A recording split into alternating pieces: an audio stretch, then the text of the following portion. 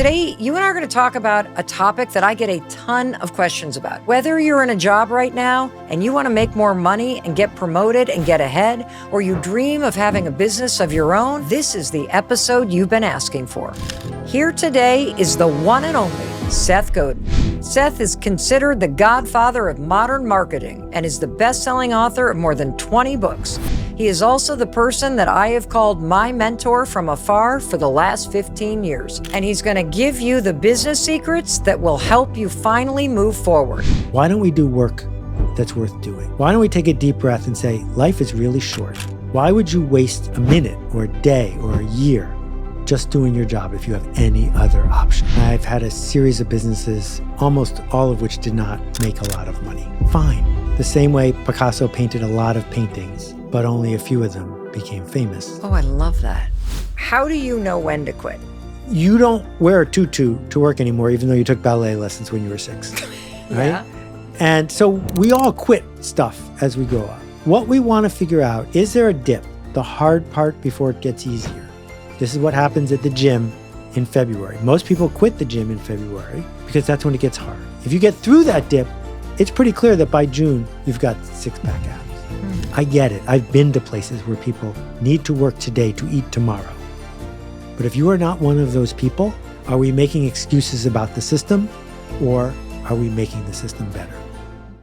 Hey, it's Mel, and I am so excited to learn from Seth Godin, to be inspired. You are not going to be the same person after watching this today. But here's the thing.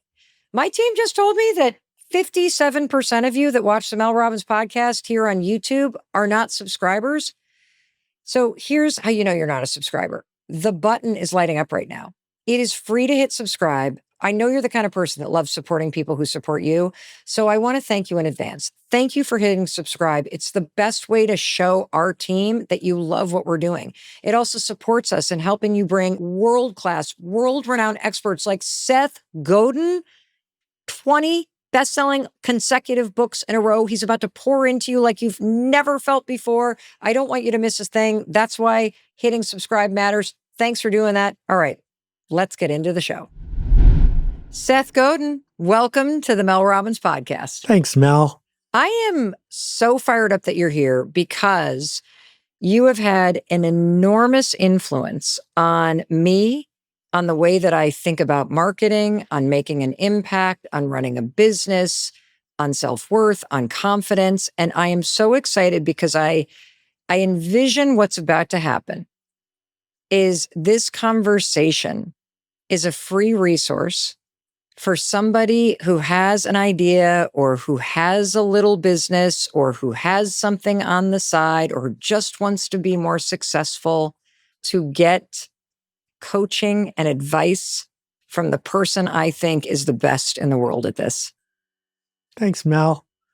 That's really kind of you. The reason to do the work is for people to put good things in the world. So I'm going to chalk this one up as a good one. Thank you. You're welcome. And thank you. What could change if you take everything to heart that you're about to share with us about business, marketing, success, confidence, making an impact to heart, and you put it to work in your life? My hope is that the words and ideas we're going to talk about today will help you find the empathy to show up for people, to help them get to where they want to go. Because once you do that, the sky's the limit. If you solve people's problems, they will show up and ask you to do it again. Seth, before we jump into everything that you're about to teach us about starting a business, running a business, being successful in business, all of these same rules apply about you being successful in your career, how to make more money, how to get a promotion. All of that stuff will work for you as well. Because the truth is, not everybody wants to start a business. Not everybody should. And a lot of people who want to start a business are currently working full-time in a job that they still want to be successful in.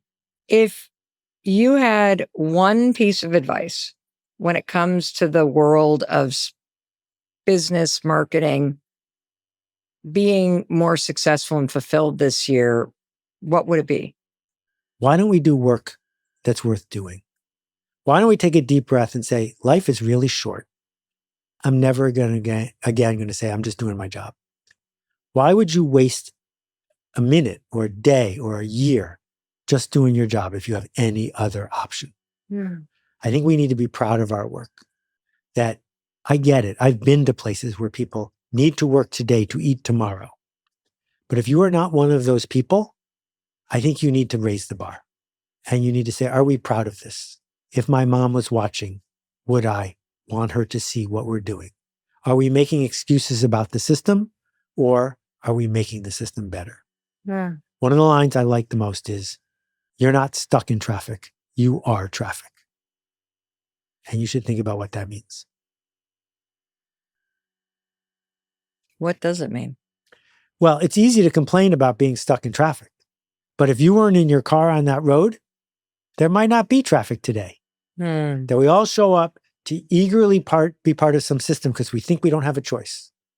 But the fact is, you didn't sit around waiting for Dateline or 60 Minutes to call you up and say, we're going to put your show on network TV. You started a show.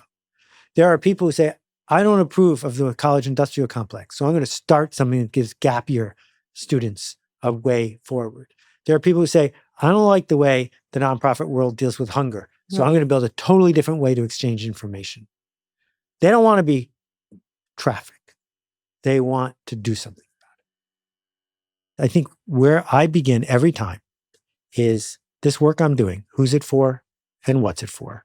If you can't answer those two questions very specifically, go back, rewind 30 seconds and start over. Who exactly is this for? What's the smallest viable audience? How many people would be enough? And what is the change I'm here to make? So when you look at something like your book, home run, not because it sold 40 million copies, but because the right people bought it for the right reason and it made a change happen. So let's get very clear. Who's it for and what's it for? And then the second part is to develop the empathy to realize other people don't want what you want. They don't see what you see. They don't need what you need. And that's okay. Well, that feels like two conflicting messages, right? Who's it for and what's it for? So if I'm a hairstylist or a photographer or a realtor and I'm asking who is it for and what's it for? And I'm like, well, it's for people who need a haircut. What's it That's for? a great so that place they to start. feel better? Let's do the hairdressing. Okay. Because if your motto is, you can pick anyone and I'm anyone, then you're doomed. Okay. Right? That was the attraction of Google in the old days. If you could just win the search for hotel or hairdresser, you're looking for someone, I'm someone. That's not going to help you. There's a hairdresser near my home that only works on women who have curly hair. All she does. Perfect. If you're bald, don't come. If you're a guy, don't come. If you don't have curly hair, don't come. If you have curly hair, but you want a cheap haircut, don't come. I can only cut 10 people's hair a day. That's enough. Who's it for? It's for people who want to look the way I want to help them look. What's it for? To give them an experience that will make them decide it was worth more than it cost. That's it. Who's it for? What's it for? And now, if somebody shows up and says, I can promote you here and do this, you can say, no, thanks. I know exactly who my who's it for is. I know what the what's it for. This is going to be a great gig. What's so genius about those two questions in the example you just gave, who's it for, what's it for, is it forces you to get very honest with yourself about what you're doing and why you're doing it. Yes. So this leads to two interesting outcomes. The first one is you need to be able to regularly say, sorry, it's not for you. No apology. These baked goods are so expensive. Sorry, they're not for you. And number two is, how often are you regularly referring people to someone who they might think of as your competitor? If you're never doing that, then you're really stuck in the I'm anyone. But that woman with the curly hair? Yes. If you show up with, bangs and straight hair, she's going to say, oh, go to David down the street. If you're a Ferrari dealer and someone shows up and says, I got a carpool, 7 kids, they don't try to persuade you to buy an Enzo. They say, my brother-in-law's got a Volvo dealership. I'll call ahead for you. That generosity of being specific pays all these enormous dividends. If you're trying to collect everything all the time, it's exhausting. I want to go through a couple more examples because this foundational piece, I truly People really skip it understand. all Well, the you time. skip it. And I know why you skip it. You skip it because when you think you're new, no one's coming. And when you're new, you're terrified that if you have any differentiator, you're going to miss out on business. And I Mhm. understand that. Like if you got to pay your bills or you have certain goals and you're like, if I limit myself, I'm limiting what's possible. Right. But I guess if you're marketing to everyone, you're marketing to no one. Correct. And if you're available for everything, then you really don't stand for anything. Right. So the two most popular jobs in America are real estate agent and truck driver. Okay. Both of those professions are guilty of this problem. So how would you do this for the truck driver? Who's it for? What's it for? So if a truck driver says, I drive trucks, where do you need me to go? You're a commodity. The trucking company is going to hire the cheapest person they possibly can. But if you're a truck driver who has earned the skills to transport really expensive collectible cars, now you can be the best in the world at that. You're the one and only, right? Get me Terry. Terry knows how to do this. At first, it's harder because you better be really good at it. You can't just be average. Right. But then it's better. For a realtor, I have the business card with my little picture on it, just like everybody else does. I started calling my group a team because that's what everybody else does. And we signed up with the biggest firms. That's what everybody else does. And I'm part of multiple listings, so I can sell any house or buy any house. Well, if you disappeared, I'd be fine. I'd find somebody else to work with. You're not the one and only. But 2 examples, there's a real estate broker in New York City who, as far as I know, only buys and sells in one luxury building. It's enough. If you're selling $8 million apartments, you don't need that many. And if you live in that building, you know about him. He probably sold you your apartment. By obsessively focusing on the building where he lives, he becomes the one and only. It's enough. It's more than enough. Or I think about the real estate agent I wrote about in my town. His father was the real estate broker before him. When we went to look in the town, he puts you in his car and he takes you on a tour of all 2,000 houses, especially the ones that aren't for sale. He tells you who lives where, why they live there, and he doesn't try to sell your house.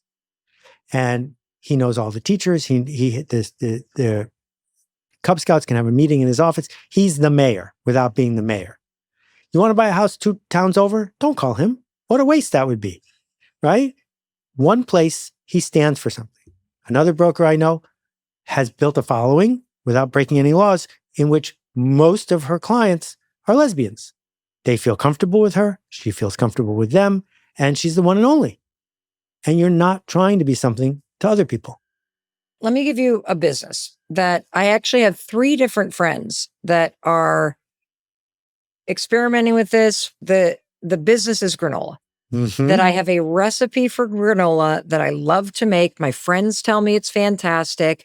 I love making it.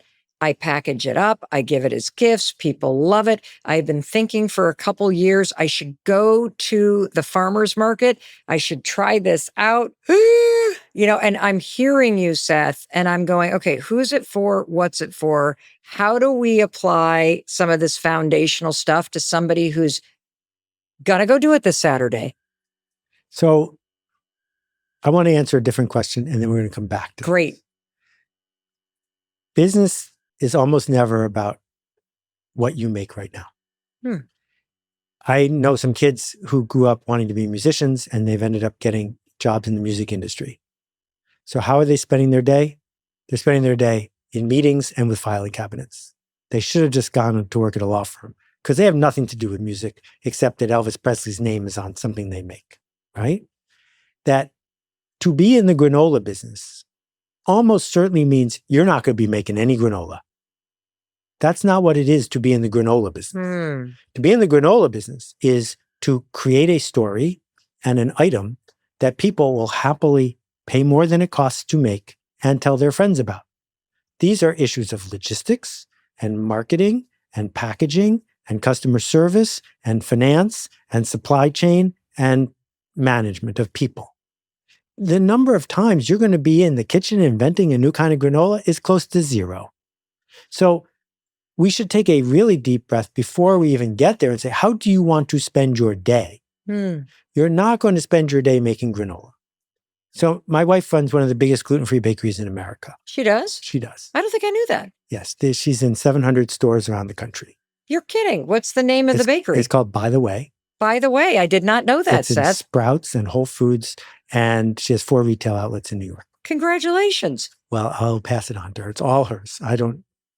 Sometimes I will deliver a cake in an emergency. So if you order a custom cake and you see me show up, that's true. Oh, I love But that.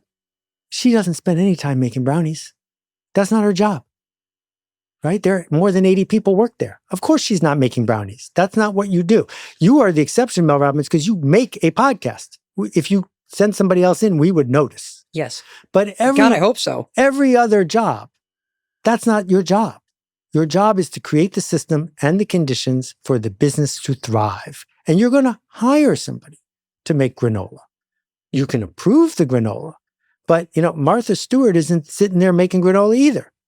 So what I suggest to people, do not pick a glamorous business. Do not pick a business that everyone is buzzing about, because it's going to be filled with people who are doing it sort of as a hobby.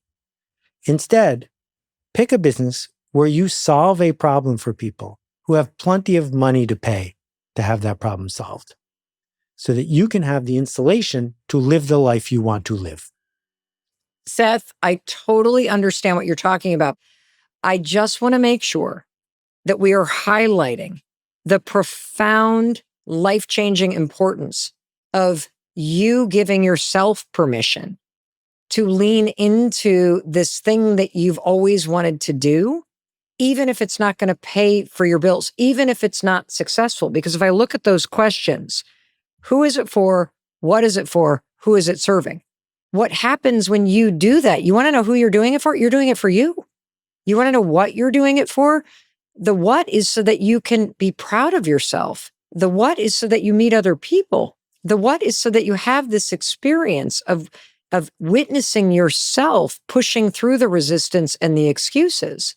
That has value. And I want you to do that. I want you to set up the Etsy store. I want you to do the YouTube channel. I want you to do the granola business.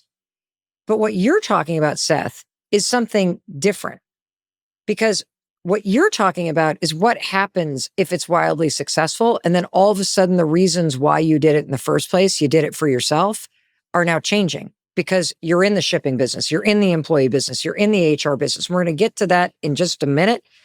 But I think it's so important to talk about having a seed of an idea and giving yourself the permission and finding the courage to lean into it and do it.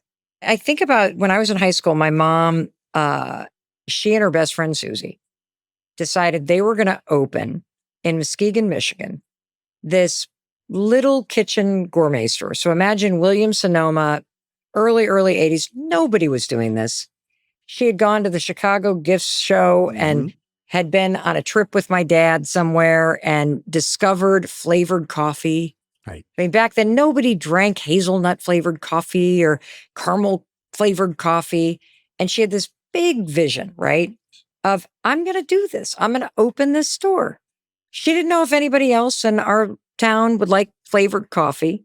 She just felt like it was something that she wanted to do and that it could work. And she and Susie did it, and it worked. It didn't become some big franchise. It was a staple in the community. It brought her so much joy. I'd love to have you speak to the profound just magic that you feel when you do recognize the seed of this idea that you don't know if anyone's going to buy your candles. Can you speak to that spirit in somebody and why that's so important? So why do I even bother doing this? I started my first business when I was 14, and I've had a series of businesses, almost all of which did not make a lot of money. Fine. The same way Picasso painted a lot of paintings, but only a few of them became famous. The act of showing up to make things better for other people, whether you're a volunteer nurse at a nursing home, or you're building a company, in the culture we live in, it's thrilling. It's priceless. We earn dignity. We earn reputation. And we build community. That's what I'm hooked on. Teaching people how to get from here to that feeling. And I can see all the ways we get stuck talking ourselves out of it. Your mom's business was not about coffee at all. It was about serving someone she had empathy for, someone a little bit like her in a town like hers. To be able to look that person in the eye, delight them, to give them an experience that's Proustian, that they'll remember, that you remember decades later. So when we get back to first principles, who's it for and what's it for, we get to be alive again and say, you know what? In this little town in Michigan, there's 500 people who every couple of weeks are going to buy a pound of coffee. That's enough for now. And I'm making a promise. And if the coffee's no good or the experience is no good, they won't come back. The promise is very clear. So that's what I'm pushing people to do, to start, to listen, to learn, to evolve, sometimes to quit, and other times to do it more, but to be very clear about what you're seeking to do and who you're doing it for. Incredible. Now I want to pivot, Seth. I want to talk about what does happen. What happens when you start the wedding photography business and now it's taken over every weekend of your life and you never see your own family? What happens when you start the personal training business and you're so busy training other people, you can't even work out for yourself? What happens when you're the realtor and now you are so busy running around and doing open houses and printing posters and working on the website and trying to do social media and talking back and forth to the lawyers and working on closing and staging things that now you just are working 100 hours a week and you can barely keep your head above water? Let's talk about what happens when the business that you're running is running you over. So I want to take a step back and talk about this myth of being an entrepreneur. Lots of people call themselves entrepreneurs. I used to be an entrepreneur. I'm not an entrepreneur anymore. I'm a freelancer. Freelancing is a great way to make a living. Freelancing and entrepreneurship are different. And an entrepreneur uses assets, usually other people's money, to build something bigger than themselves. An entrepreneur makes money when they're asleep. If you are doing the work, you're probably a freelancer. If you're an entrepreneur, you're building an institution, right? Now, what tends to happen is talented freelancers get dreams of building something bigger than themselves. They're tired. They want something that's going to have scale. But every time times get tough, they hire the best available, cheapest person. You know who that is? Themselves. Because they work for free. And so you end up hiring yourself to do all the jobs. And no wonder you're exhausted, because you're not doing your real job, which is building something bigger than yourself. You keep hiring yourself to do the jobs. What's a freelancer? Freelancer, someone who gets paid when they work. They and they alone do the work. You might have assistants or whatever, but a freelancer can't scale because they're a freelancer. They're hands, insight, skills for hire. You know, not everybody is built to be a freelancer or an entrepreneur. Most people are going to have a very successful, happy, healthy life working for someone else. Yep. How do these principles apply to somebody who wants to be more successful in their career this year? I love this. Here's the deal. Whether or not you're getting a paycheck, you're still marketing. You're still telling a story to your coworkers, to your boss. Every time you go to a meeting and you open your mouth, people have an expectation of what they're going to hear from you. You have a personal brand, even if you don't have a personal ad campaign. And that brand is the promise we make. It's what do we expect? So Nike has a brand. If they came out with a line of hotels, we all know what it would be like. Hyatt doesn't have a brand. They're just a logo. If they came out with a line of sneakers, we have no clue what it would be like. So what do people expect from you? What does it mean when you say, I'm going to take on a project? How do you become seen by living your story as the linchpin, as the person that would be hard to live without? Whether you're a waitress at a cafe or you're making six figures on Wall Street, it's always the same. There is a shortage of people who make promises and keep them. There is a shortage of people who light up a room every time they walk into it. And You might not currently be as skilled as some people. You might not be as privileged as some people. But what we get to do is market this story and inhabit it and become the contributor we're proud to be. And if you have a job where your boss doesn't deserve that from you, you should go get another job. The goal is to be someone we would miss if you were gone. Oh, I love that. The goal is to be someone you would miss if you were gone. I also think it's a great thing to reflect on. Am I actually somebody that my company would miss? Because if you are phoning it in or you are disenfranchised and you can see that there are areas where you are not bringing the energy, you're not doing your best work. I like those questions even when I think about myself as an employee. Who's it for? Right. Right? Who is it for? And like, what's it for? This thing that I'm doing right now, this presentation that I'm doing, who's it for? And what's it for? Right. And can I do it better? Right.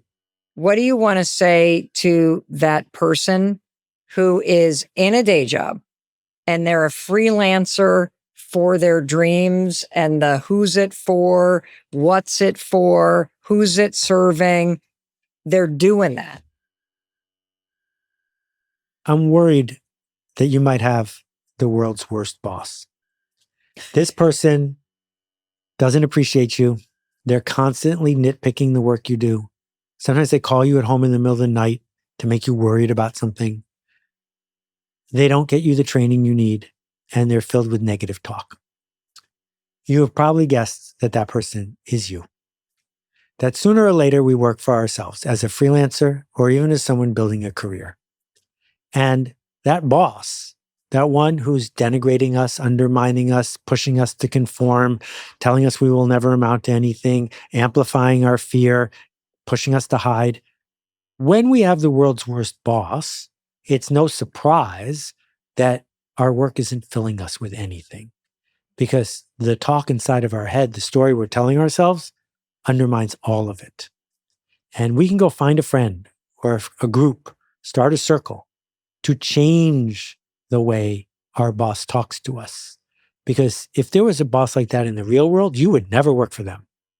And you shouldn't work for yourself if you're undermining yourself that way. How do you find that circle? Like I'm seeing a lot of people emailing just saying, I really want to find a circle of people that are going to help me achieve my goals. What are some strategies or tools that you have or thoughts that you have on that? In my experience, the most direct path is to find someone who's doing any kind of work online or just commenting interestingly online and support them. To find people who wish that someone like you would show up for them. Because if you do that, they will probably return the favor. That when we say, I am here to help you see where you are going, and if I can help, I would be delighted, they might be able to do that for us. Right now, before the sun sets, go find 2 or 3 people and support them. And that's how it begins. So let's get into some of the tactics, because a lot of people that are trying to build a business, trying to market themselves, you're putting yourself out there. You got to show up consistently. What does that even mean? What a trap, Mel. What a What trap. do you mean? My God. People don't spend good money to buy from people who are familiar to them. Marketing is not about getting the word out. Marketing is not showing up in social media or in other places, becoming familiar, and then people just give up and buy from you. That's not how it works. You tell a story. This story creates tension. The tension of being left out, the tension of falling behind, the tension of maybe this will work for me, the tension of all my friends are doing it. That tension might spread because it's remarkable, worth talking about. But then what you want is for people to relieve the tension by buying from you. They're not going to hire you to be a trainer because they've seen you on TikTok. That's not what happens. One person told me he got 40 million views to a video he did on TikTok and sold 4 copies of his book. No surprise, because entertaining and performing for people on TikTok is not the same as solving their problem by selling them a $20 book. Those are totally different transactions. One of the things that I see a lot is people focusing on the outcome, like how much money you make, how many downloads you have, how many things that you've sold, how many likes it got, how many views it got. And you say that will destroy your business. Yeah, and you. So let's begin with compared to what, right? You have this many views compared to what? Well, why are we comparing the number of views you have to someone who does something unrelated to you, or even something related to you? Compared to what isn't relevant. It's who did I help today? If you've decided to set up a shop in a place that's filled with lots and lots and lots of other people who are hustling way harder than you, that's your future. You're gonna have to keep hustling. But that's not what you signed up for. You signed up for connection. You signed up to make a difference. So we need to not get distracted by how many views you got. The people who like you online don't like you. The people who friend you online are not your friends. The people who follow you online are not your followers. They're just clicking buttons because the algorithm wants them to. What are we measuring here? And how can we force ourselves to ignore the measurements that are going to distract us? And that means that if a 1-star review on Google is going to ruin your whole day and push you to change a menu that's working, you need to create a boundary so you never even see a 1-star review on Google because it's not relevant to the success of what you're trying to build. So forgive that person and move on. And if you need to hire a person whose only job is to send nice notes to people who give you 1-star reviews, fine. But you don't want to hear about it. You want to measure what does matter. You want to figure out, oh, when I changed the menu to do this many people bought more stuff or fewer things. I can watch what people do. I'm not going to engage in a dance with someone who's not good at giving criticism, self-acknowledged, not good at giving criticism, but I'm going to take it for gospel, memorizing every word of it. That's not going to make your business better. You're hiding. It's resistance. This has been critical for me, taking this advice for you. And I think one thing that's really helped me is thinking about what is the one thing I can spend my time on that creates the biggest impact? Mm-hmm. What are the things that only I can do that really drive the results that I care about, that are around making a positive difference? And so I'm just going to explain this because it's really helped me. People constantly ask me, Seth, like, how do you deal with all the negative comments? I'm like, what negative comments? I don't live in a bubble, but I know myself, and negative comments from strangers online aren't aligned with the mission that I have. So why would I waste time looking at them? I also do not have the logins for the back end of the data on this show. Because if I started obsessing over downloads, then I would take my eye off the ball of the one thing I can do, which is spending my time on what is the next best conversation I can have. What is the next best thing that I can put out and work on that would make a difference with one person somewhere in this world? How do I put Seth in the biggest light to make the biggest difference? And if I had looked at the downloads before, now all of a sudden I'm looking at that. And so I think that this is something that's super important. Everybody has a megaphone. Everybody can tell you what they think. But I'd really only take that criticism from somebody who deeply cares, or somebody who's already doing something similar, or somebody whose opinion you respect. Right. And when we add the authenticity part, it gets even more toxic. What do you mean? Well, you and I are special cases because we need to be the face of our brands. Yes. Right. But most people, if you're selling granola, or even if you're a real estate broker, you don't have to be the face of it. It should be about the customer. Yes. The Patagonia logo isn't about the people who started Patagonia. It's about the badge the customer wears. So if you're showing up saying, I am authentically me, please punch me in the face, people who like punching folks in the face are going to show up, right? So it's might be a shortcut hack that you want to avoid, saying, I'm everywhere on social media. I am the face of what we are doing, and I make all the granola myself, and I'm reading all the reviews. Well, of course you're feeling burnt out. You're doing at least 5 jobs. And the second thing to think about is idiosyncrasy. When someone is called idiosyncratic, often it's viewed as an insult. But it's the opposite of being average. It's the opposite of being the normal one. The normal spot is already taken. The normal brand of French fries, the normal brand of pizza, the normal brand of granola, you're never going to be the normal one.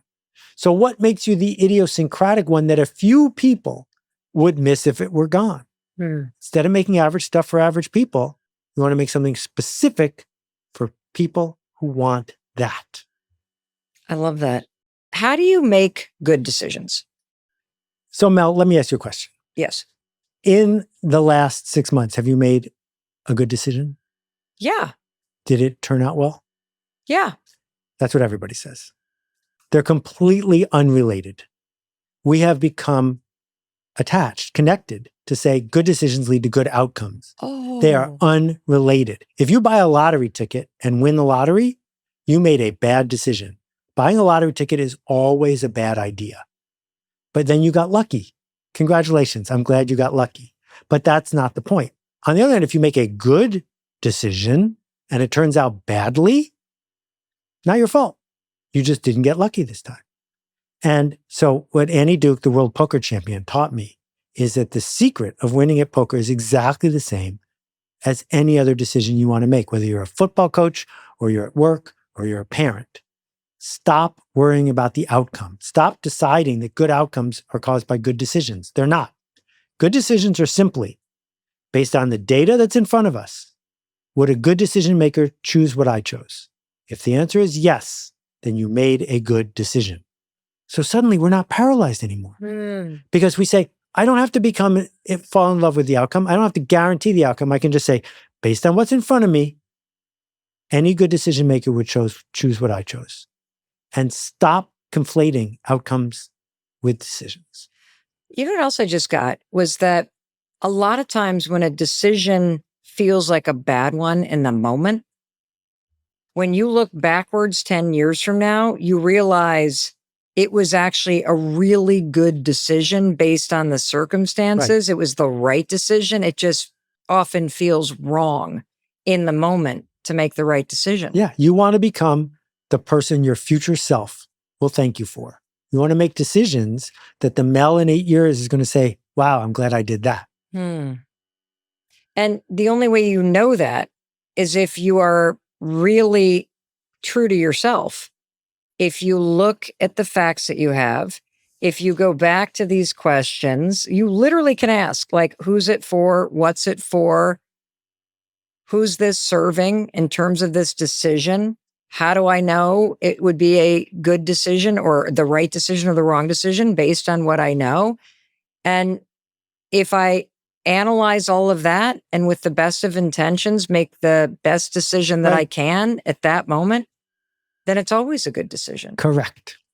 Nailed it. Yeah, because there's a lot of times where you make a really good decision, but it impacts somebody. And your intention wasn't to do that.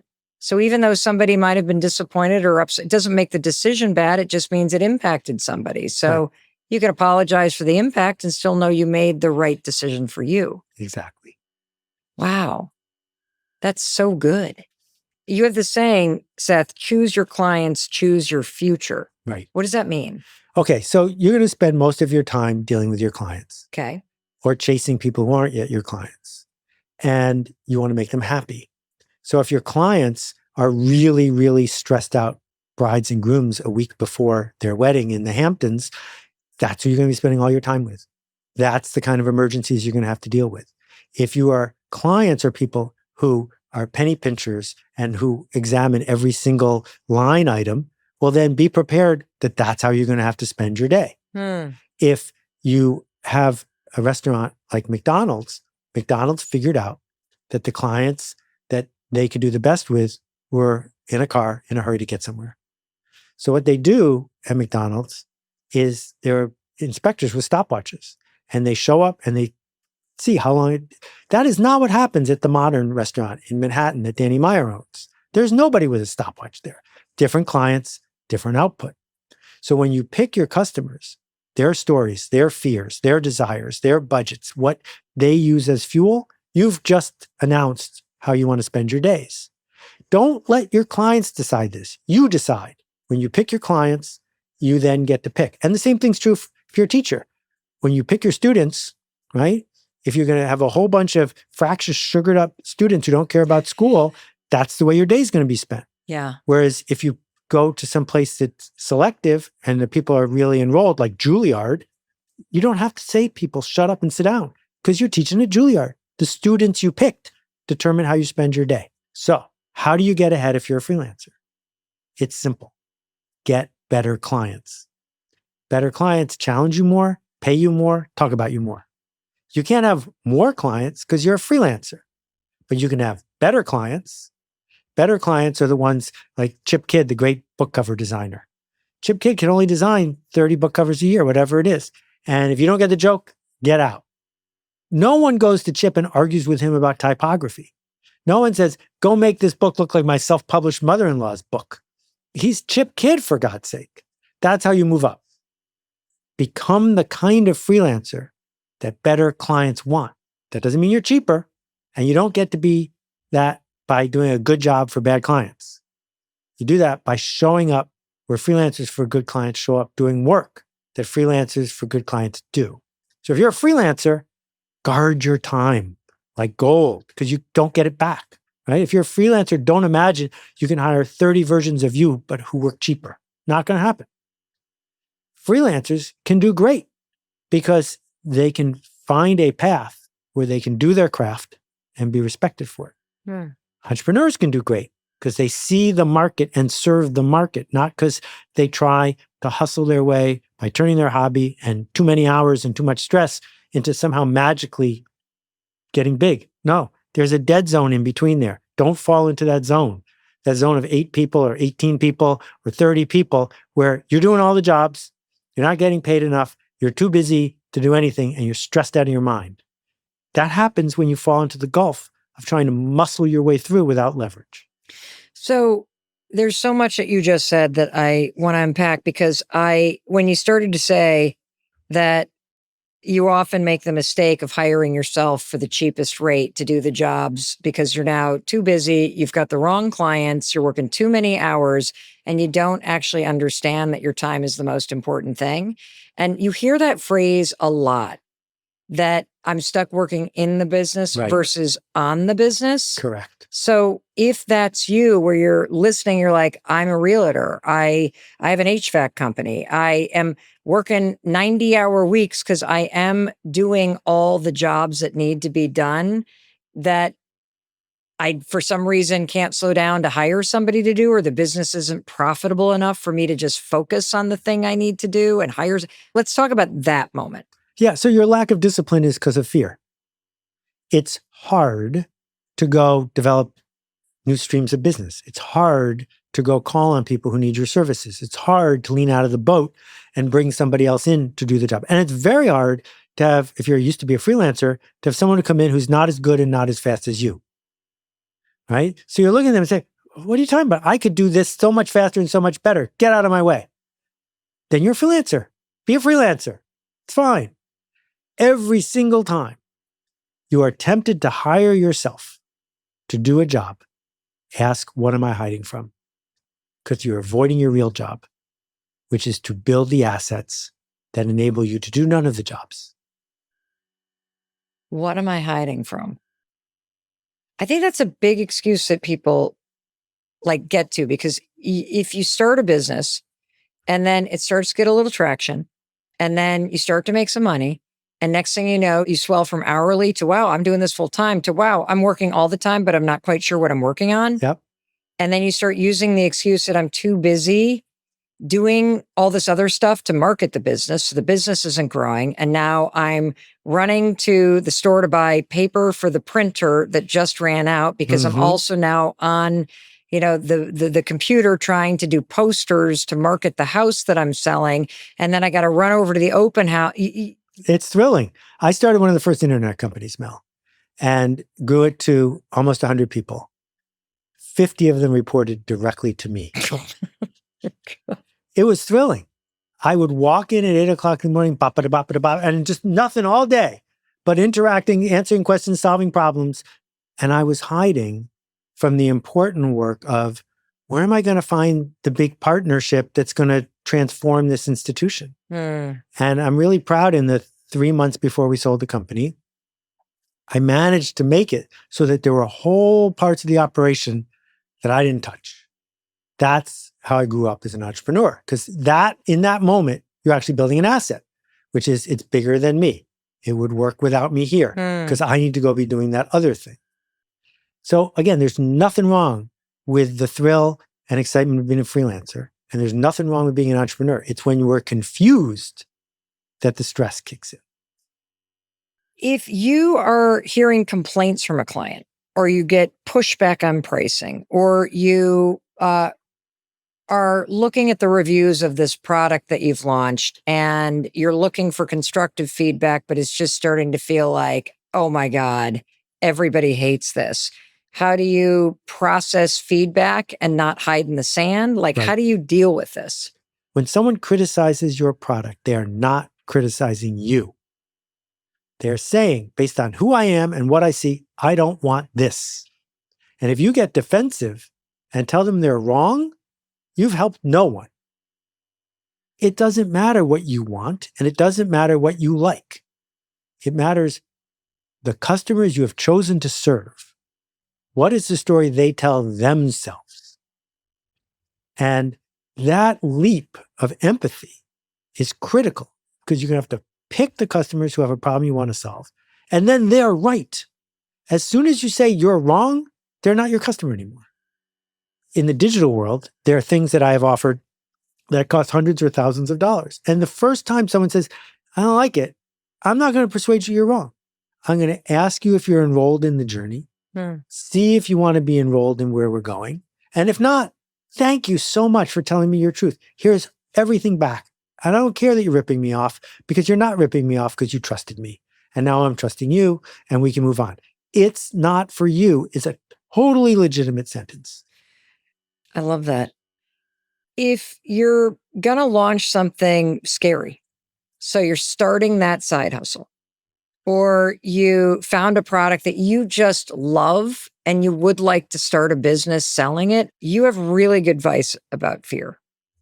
It's really easy to conflate our fear with the tasks to be done. So my product isn't good enough. I can't ship it yet. Well, that's not really what you're afraid of. So here's an exercise that you should actually try in real life.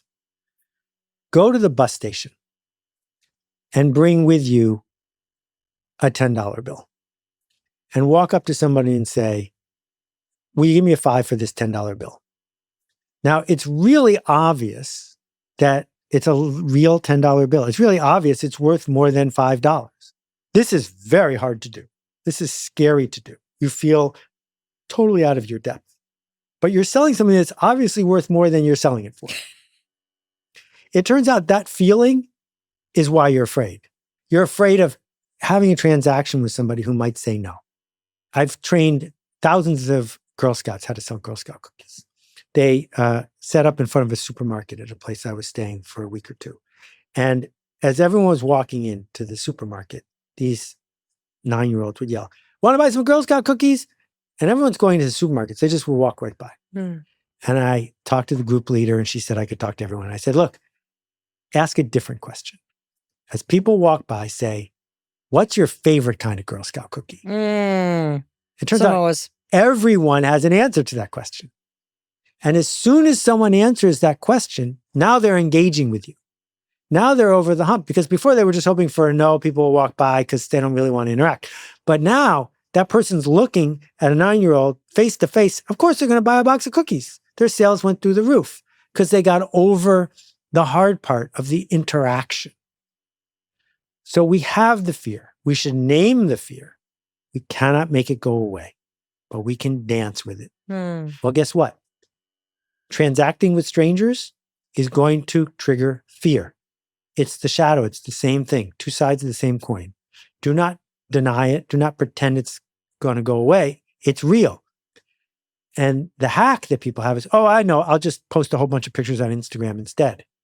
That's not something you're afraid of. So you're going to do it and it's not going to work. The next topic I wanted to cover was this one. How do you know if it's a hobby versus a business? Two parts. Number one, don't let a business ruin your hobby.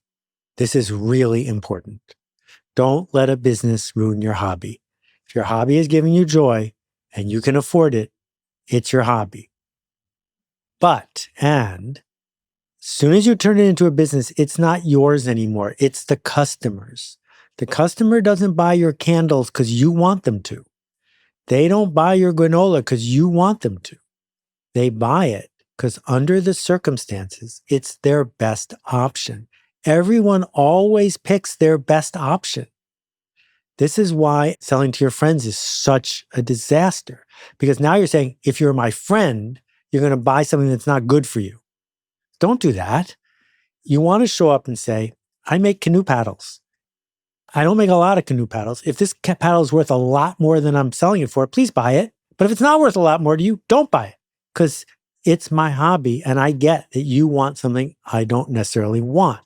So we keep coming back to being of service. Other people don't want what you want, see what you see, believe what you believe. That's okay, because you can't serve them unless you acknowledge that that's okay. That said, there's a huge opportunity for people who can bring passion and skill to a thing that most people can't do. And if your hobby lets you do that, that's fine. But don't turn it into a business for everyone, because now you'll ruin it. I love that distinction. It especially clicked for me when you said the second it becomes a business, it's no longer yours, it's your customers. Wow. That makes a lot of sense. That's why selling real estate isn't really a hobby. Right. It's a business, because people are going to work with you if you're the best option for helping them find the house. There was a letter to the editor in the Times a few years ago. Our close friends are selling their house and they refuse to list it with my wife. And now I don't want to speak to them anymore. Well, if that's how you're getting listings, you're not being of service. What you're saying is, I'm going to leverage my friendship to get listings. That's not how professionals do their work. You should be the obvious choice, or else they're not going to pick you. You know, I think there's a lot of people that are working hard trying to find their thing or the problem to solve. And there's that famous Jay-Z quote, the genius thing that we did is we didn't quit. And I look at myself and I look at the last 16 years and all the grueling stick-to-itiveness and all of the things you do in the dark that nobody sees, that are not easy and hard. But how do you know when to quit versus when to stick with it? So I wrote the first book about quitting. It's called The Dip. And I was amazed at how many people felt like it touched them. You don't wear a tutu to work anymore, even though you took ballet lessons when you were 6. Right? Yeah. And so we all quit stuff as we grow up. Uh-huh. But along the way, quitting got to be viewed as a shameful act, that I'm a failure, I quit. That's a mistake, because there's huge rewards for being seen as the best in the world at what you do, right? That you're the best in the world at being Mel Robbins. You're the best in the world at the Mel Robbins podcast. It's category. But you couldn't do that if you hadn't quit being a lawyer, right? And so what we want to figure out is this thing we're doing that we're persisting our way through, is there a dip, the hard part before it gets easier? This is what happens at the gym in February. Most people quit the gym in February. They joined in January because that's when it gets hard. If you get through that dip, it's pretty clear that by June, you've got six-pack abs. So if you can see someone who's come before you, who's gotten through the dip, this is an example from real estate, right? There are some real estate brokers who make a fine living and aren't hustling out of their minds. But none of those people have been real estate brokers for 1 year. They made it through the hard part. But then there are other things we sign up for where either no one's ever gotten through this dip or there is no dip. It's just a slog. So you can't smoke your way through emphysema. It's just going to keep getting worse and worse and worse and worse and worse. So what we need to do is be honest and say, these costs I put into this business, my blood, my sweat, my tears, my time, my money, they're all gone. They're gone no matter what. So tomorrow, do I want to accept what that bought as a gift from my former self? Or do I want to say, no, thank you? I'm going to go build a new thing that's going to resonate with the people who need it. And if you talk to people who made that smart decision of walking away from some costs, almost all of them will tell you they're glad they did. If someone is sitting on a business idea, whether it's a side hustle or a new product or even a tough decision at work, what is one small step forward that they can take today? A friend of mine taught me this great, simple hack. Write 3 completely different business plans. They don't have to be 3 pages long each. Who's it for? What's it for? Who am I serving? How will I know if it's working? 3 completely different ones, knowing that you're going to randomly pick one as it, the spinner points to one and that's the one you have to do. So now instead of falling in love with one idea and defending it, you have A, B, or C. And that's the only way you're going to fall out of love with A, is to make B even better. And then C, a completely different one. Because when you have to write 3 completely different plans, you're going to think about it with your whole brain, not the defending part of it. And if you don't have time to write 3 different business plans, I don't think you have time to start a business. I love that idea because you're right. If you have one vision for how it's going to go, you do get very rigid. Or go even further. 3 things that are like, I'm an architect for snowmen. I'm going to build a snow shoveling business in Buffalo, New York, or I'm going to import snow shovels. So the snow is involved in all 3, but they're completely different scales, completely different kinds of investment, completely different. And you can even do it if you're starting a nonprofit, right? I want to start a nonprofit that's going to help single moms. I want to start a nonprofit that's going to help. And you can look, where am I going to get donors for this versus donors for that? But when we show up as a professional, we're saying to people, I'd like you to trade money for something I'm going to do for you. That's what professionals do. We show up even if we don't feel like it. We show up consistently. But if you're going to show up as a professional, it should rhyme with how you want to spend your day, but it's not about you. It's about the customer and getting traction with customers. That is everything. Perfectionism is everywhere. Like we know it in our personal lives, but I think it can be very sneaky in business, whether you're the restaurant owner who's constantly tweaking the menu and you have to get it just right, or you're an artist who has all this unfinished stuff, or you're a writer and, you're working on marketing copy, but you can't quite it's not ready for the client yet, or you're a baker and you're fussing over the flyer you've just never sent out. How do you spot it and how do you get past it? Who's it for and what's it for? If what you're offering is going to make someone's life better, how dare you hold it back? How dare you take this thing that isn't perfect, but is meeting spec, that is good enough? How dare you hold it back and let that person flounder? Instead, you can show up, and we're not talking about for the world, for a few people, and say, here, I made this, and watch what happens. If it doesn't work, a few people discovered it didn't work. You're not doing surgery. It's okay. Go make it better. If it does work, go do the new thing. But the idea that we need to make something that's great, greater, why? Who's it for? What's it for? If it's doing its job, right? So if you're busy tweaking the menu and it's teenagers eating pizza in the suburbs, why? You didn't do anything to help their problem. You should be spending all your time installing a new kind of jukebox, spend all your time organizing community bus trips, doing something that will actually help the people you're here to help. Seth Godin, what are your parting words? This is really hard to do by yourself, and it's really important. So the answer is pretty simple. Find someone and do it with them. Talk about it. Put words on it and tell yourself the truth. Make sure you're measuring the right things and ignoring everything else, and make a difference. Do work you're proud of for people who care. Well, Seth Godin, I am so proud of the work that you do. And as you can tell, I care so deeply. Thank you for challenging us to raise the bar on ourselves, to do work that matters, to make a difference. I agree with you. The days are long, but boy, The time is flying, and you always inspire me to do better and to think bigger and to be ruthlessly honest with myself. So thank you, thank you, thank you. Back at you, Mel. Thank you for making a difference for so many millions of people. And thank you. Thank you for finding the time and making the time to listen to something that is going to help you raise the bar, make better decisions, and as Seth likes to say, make a ruckus.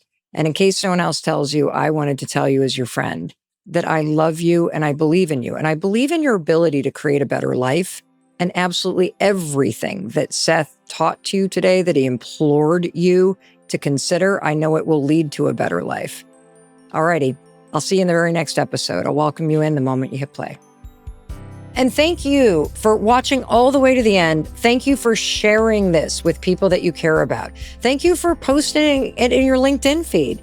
Because what happens when you share something that's made a difference for you is you now are making a difference with somebody else. And when you do good, it feels so good. So thanks for that. And I know you're thinking, all right, this was so good, Mel. What should I watch next? Ooh, you're going to love this one. This one's really good. And I'm going to be there to welcome you in the moment you hit play.